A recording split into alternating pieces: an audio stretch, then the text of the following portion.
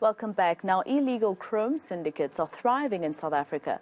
A recent report by the Global Initiative Against Transnational Organised Crime says that illegal chrome syndicates are infiltrating various mining operations in the country.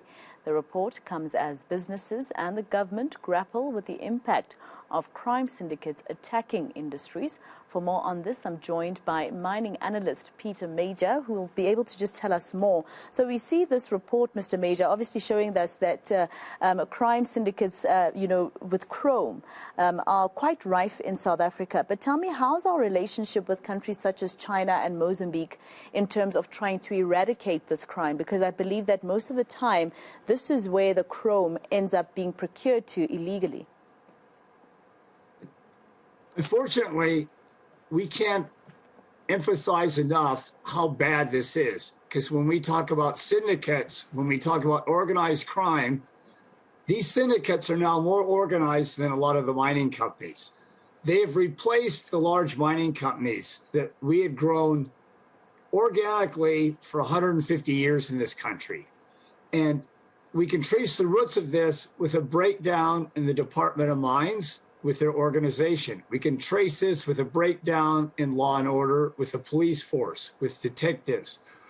We can trace it with a breakdown of our normal infrastructure, which means railroads and electricity.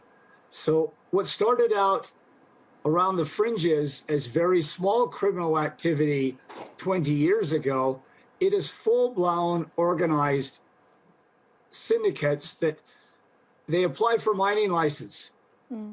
They get their mining licenses ahead of everybody else.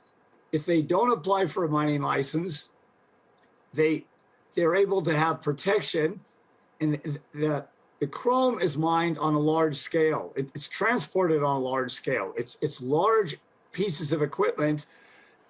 And when we talk about the volumes, if this country's producing, say, 17, 18 million tons of chrome a year, it's way over 10%. It's way over 2 million tons, totally illegal mined, half the time illegally transported, and it ends up being on a normal ship. It ends up going through our ports, not just through Mozambique illegally, it ends up going legally through some of our ports like Durban and Richards Bay. And it's just such a large scale that everybody's getting paid off, and it's almost replaced, as I said earlier, it's replaced legitimate mining companies. So these companies are fully integrated, the mining, the transport, getting a mining permit, which is easy and cheap, and just abusing that mining permit, which is only for 5 hectares, and doing large-scale mining that can be 20 hectares, 50 hectares. The numbers are huge. If it's 2 million tons a year, and you are getting $200 a ton, that's $400 million a year. And so that's probably... It's literally a criminal syndicate underground, literally. But tell me how this would affect our economy, Mr. Major. I mean, looking at the fact that South Africa is the world's largest producer of chrome, and you have this happening, it definitely means that it's a lucrative business to do it illegally. But in terms of it not being done illegally, it means that our economy suffers. Very much so, and in a multitude of ways. We're getting no taxes and royalties paid on this chrome. A lot of the money is overseas. A lot of the payments are made overseas. So they're not even coming into the South African economy. A lot of the people are being paid below the minimum wage. They're not being charged payroll tax. They're probably not getting paid medical, dental. There's no pension going on. When I say illegally transported, a lot of the trucks are overweight. They're helping to further destroy our roads. It just goes on and on. Payment being received in bank accounts overseas. None of that, a lot of that money, sometimes none of it gets back into South Africa's economy. And it's just hurting the economy in all kinds of respects, from destroying the roads to literally raping and plundering the land. Most of this is surface mining. So it has huge stripping ratios, 3-to-1, 5-to-1, 10-to-1, without rehabilitation. So it's doing more pollution, more environmental destruction. You need a tablet paper to write down all the ways it's hurting us, not benefiting us. And Mr. Major, I guess the problem even goes deeper then, because, I mean, it's only government that can give me a license to mine on South African soil. So if I'm getting a license to mine and I wasn't supposed to, then the problem is quite deep.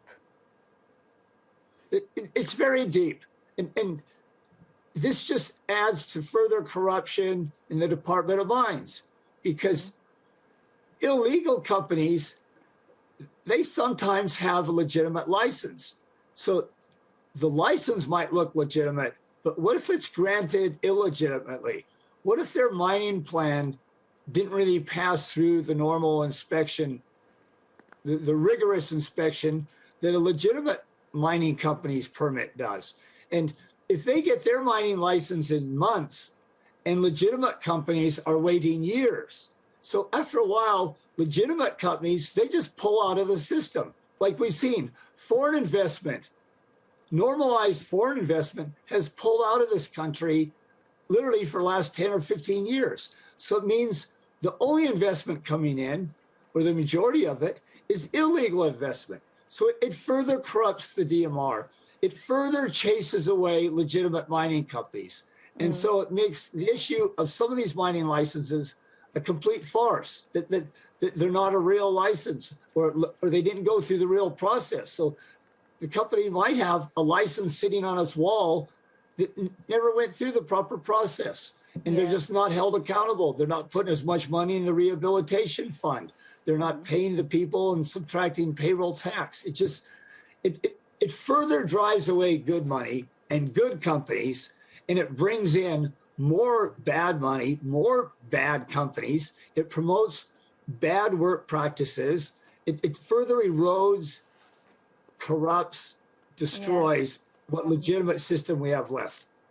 Well, thank you so much for speaking to us. It's quite sad because at some point mining was actually, the backbone of South Africa's economy, and now this is what's happening there. But it clearly shows that it's quite lucrative to have it done illegally, and maybe this is how we get to see your zamazamas who are killing each other in those mines that are not sealed. That was mining analyst Peter Major speaking to us there.